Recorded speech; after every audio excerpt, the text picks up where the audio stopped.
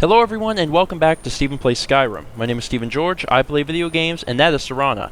Today we're going to continue on the Dawnguard quest after getting out of the Soul Cairn. We're at the College of Winterhold. I don't know why we're here, but apparently we're going to learn more about the possible locations of the next Elder Scroll. Let's go through this door.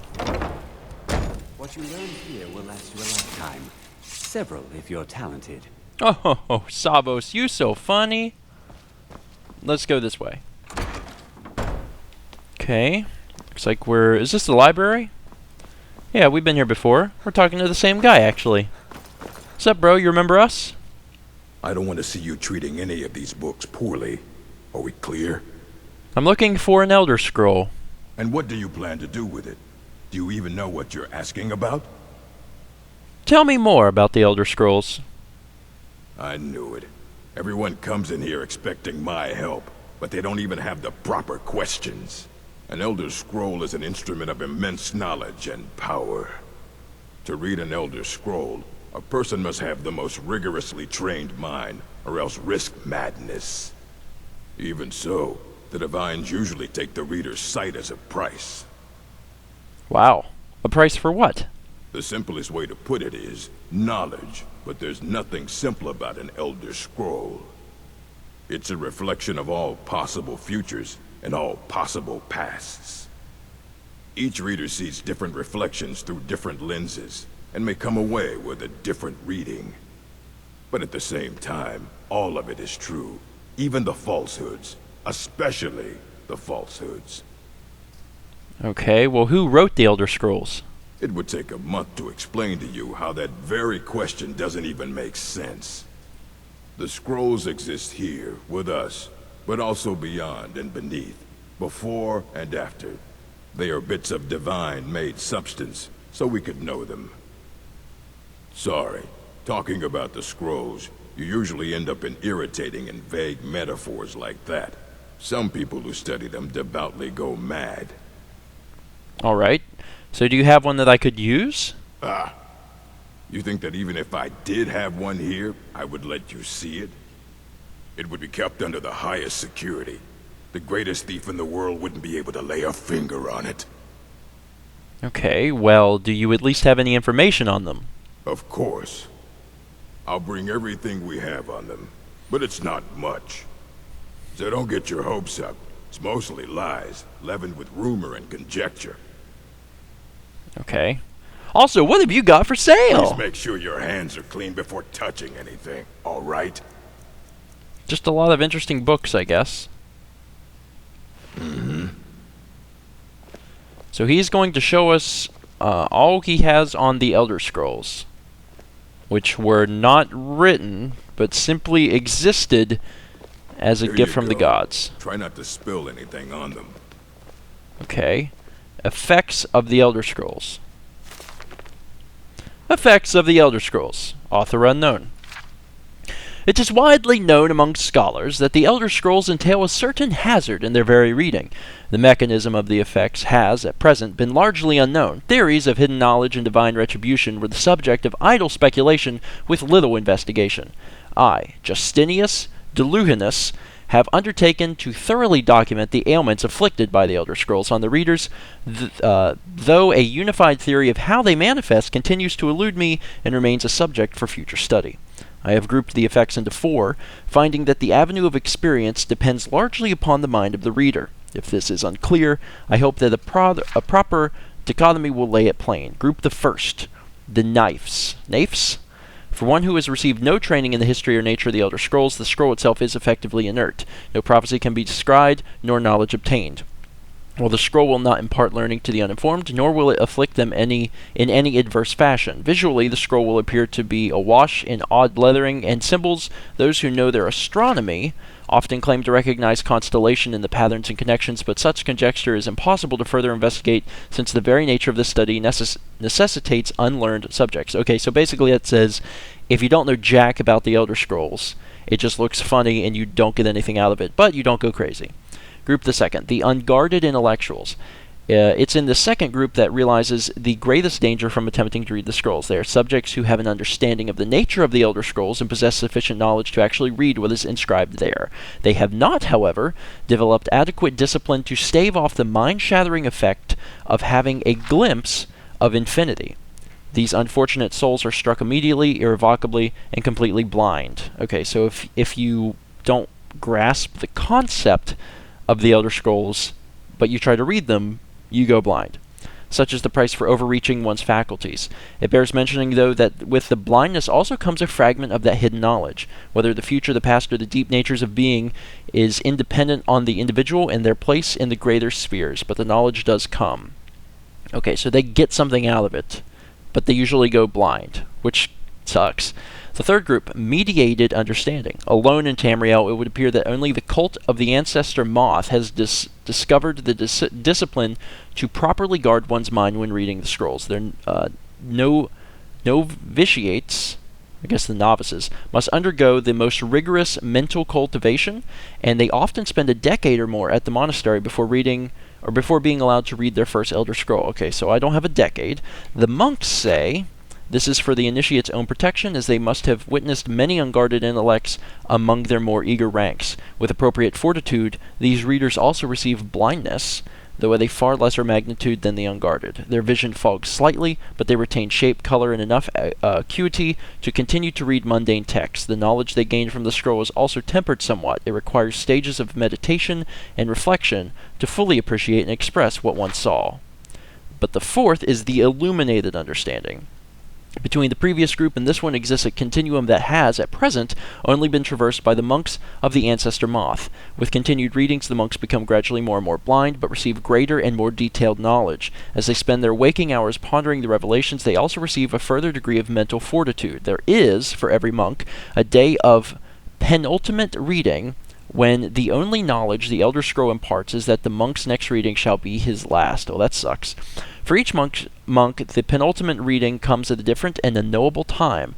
Preliminary work has been done to predict the occurrence by charting the severity of an individual monk's blindness, but all who reach these later stages report that the increasing blindness seems to taper with increased readings. Some pose the notion that some other, unseen, sense is, in fact, continuing to diminish at this upper range, but I shall leave such postulations to philosophers. To prepare for his ultimate reading, a monk typically withdraws to seclusion in order to reflect upon a lifetime of revelations and appoint his mind for reception of his last. Upon this final reading, he is forever blinded, as sure as those unguarded ones who raced to knowledge. The illuminated ones, though, have retained their understanding over a lifetime and typically possess a more integral notion of what has been revealed to them. It is hoped that this catalog will prove useful to those who wish to further our mortal understanding of the Elder Scrolls. The Moth priests remain aloof about these matters, taking the gradual debilitation that comes with reading as a point of pride. May this serve as a useful starting point for those taking up such a study. Interesting. And ruminations, which actually starts the quest. And I'm not going to take all the time to read this. Let's just kind of jump through. Imagine living beneath blah blah blah, holding it blah blah blah blah blah blah. Can we flow through the scrolls of knowledge? Blah blah blah. Imagine if you do, a bird cresting. Blah blah blah. This is more. The other one was just straight knowledge, which was more interesting to read in my mind. This is just stupid. I'm gonna take it. Okay. Hey, you. The Ruminations book is incomprehensible. Aye, that's the work of Septimus Cygnus. He's the world's master of the nature of Elder Scrolls, but, well, he's been gone for a long while. Too long. Where did he go? Somewhere up north, in the ice fields. He said he found some old Dwemer artifact, but well, that was years ago. Haven't heard from him since. Well, Serana, I know where we're going. Get your cape. We're going to go find Septimus Cygnus. Just have to go down these stairs, and then we will find him. Is this where we go? I don't have a quest marker. Hold on. Yes, this. Okay, let's go. Find Septimus Cygnus. That is what our map says. And it's north from here. There's nothing closer. We're as close as we're going to get. So unfortunately, we are going to have to traverse this icy landscape and hopefully find him. Okay, this actually looks dangerous.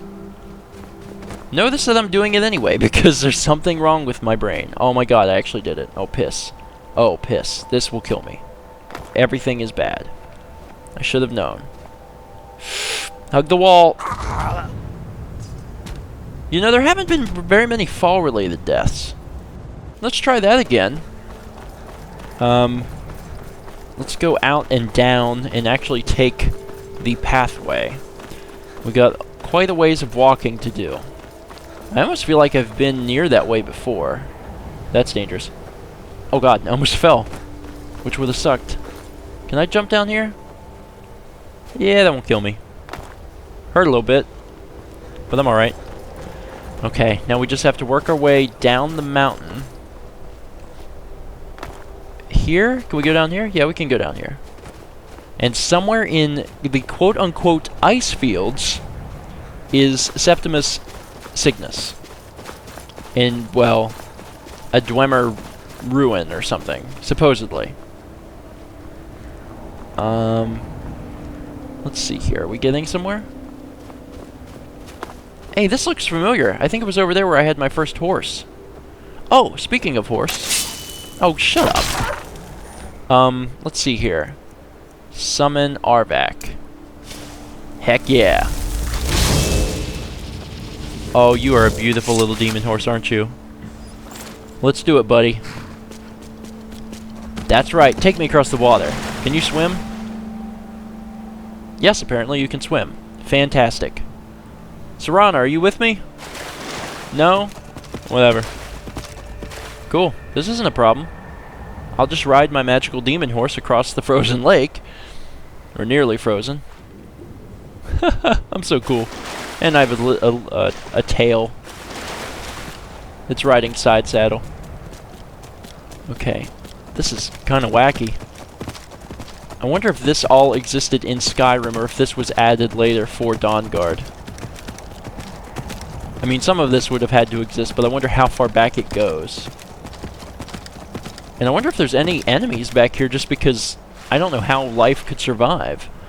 I know that there's those, crap, what are they called? They're the little, like, ice wisps that come through and attack you. Ice wraiths.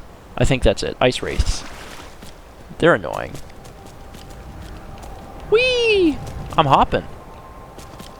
Wherever we're going, we're getting there. Oh, hey, what's up, Horkers? Horkers can live in this crazy temperature. Oh, goodness, we are almost there. That was fast. Well, then. The outpost. Sweet. Arvak, are you dead? No, actually, I'm surprised. Is there anything in this boat? Nope. Alright, I don't know what's in store for us, but let's get it on. What's up? Serana, how's it going? Should I summon my magical demon horse? And ride it through the cave?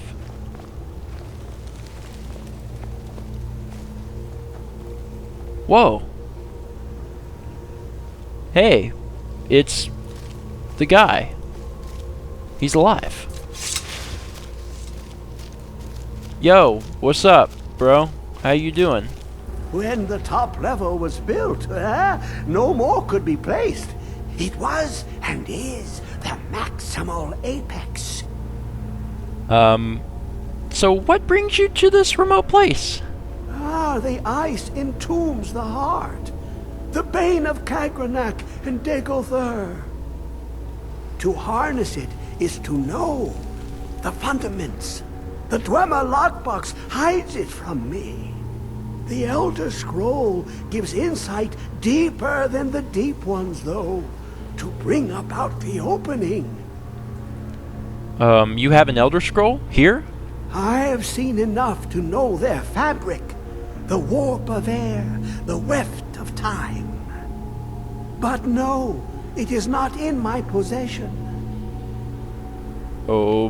Are you alright? Oh, I am well. I will be well. Well, to be within the will inside the walls. So, where is the scroll? Here. Well, here as in this plane. Mundus, Tamriel, nearby, relatively speaking. On the cosmological scale, well, it's all nearby. Okay. Can you help me get the Elder Scroll, or not? One block lifts the other. Septimus will give what you want, but you must bring him something in return. What do you want? You see this masterwork of the Dwemer, deep inside their greatest knowings. Septimus is clever among men, but he is but an idiot child compared to the dullest of the Dwemer. Lucky then they left behind their own way of reading the Elder Scrolls. In the depths of Black Reach, one yet lies. Have you heard of Black Reach? Cast upon where Drimmer City slept, the yearning spire hidden learnings kept. Where is this Black Reach? Under deep, below the dark, the hidden keep, Tower Mazark. Oftan, the point of puncture, of first entry, of the tapping. Delve to its limits, and Black Reach lies just beyond. But not all can enter there. Only Septimus knows the hidden key to loose the lock, to jump beneath the deathly rock. Okay, well, how do I get in? Two things I have for you. Two shapes. One edged, one round. The round one for tuning. Dwemer music is soft and subtle, and needed to open their cleverest gates. The edged lexicon for inscribing. To us, a hunk of metal. To the Dwemer, a full library of knowings, but empty. Find Mazark and its sky dome. The machinations there will read the scroll and lay the lore upon the cube. Trust Septimus. He knows you can know. Okay, so what do I do with this sphere? The deepest doors of Dwemer listen for singing. It plays the attitude of notes proper for opening. Can you not hear it? Too low for hearings? And the cube. To glimpse the world inside an Elder Scroll can damage the eyes or the mind, as it has to Septimus. The Dwemer found a loophole, as they always do, to focus the knowledge away and inside without harm. Place the lexicon into their contraption, and focus the knowings into it. When it brims with glow, bring it back, and Septimus can read once more. Okay, so, Septimus, what is an Elder Scroll? You look to your left, you see one way. You look to your right, you see another. But neither is any harder than the opposite.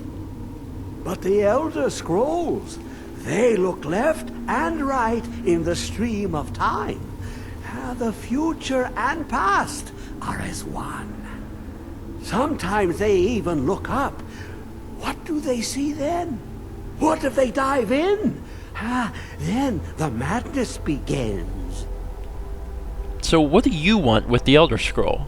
Ooh, an observant one. How clever to ask of Septimus. This Dwemer lockbox. Look upon it and wonder. Inside is the heart of a god, the heart of you and me. But it was hidden away, not by the dwarves, you see. They were already gone. Someone else, unseen, unknown, found the heart, and with a flair for the ironical, Use dwarven trickery to lock it away. The scroll will give the deep vision needed to open it. For not even the strongest machinations of the Dwemer can hold off the all-sight given by an Elder Scroll. I see. Okay. I'm okay with the dark, but I've spent more than my share of time in caves already. Dig, Dwemer in the beyond. I'll know your lost unknown and rise to your depths. Interesting. So it seems that we gotta help this guy get into this giant Dwemer lockbox by going to some other place called Blackreach and acquiring knowledge into a box. Did I get all that? I guess so. Anyway, you guys can let me know anything I absolutely need to know, hopefully spoiler-free, in the comments below, and I will use that knowledge for next episode. Thank you guys so much for watching, and be sure to join me next episode for another exciting adventure of Stephen Plays Skyrim.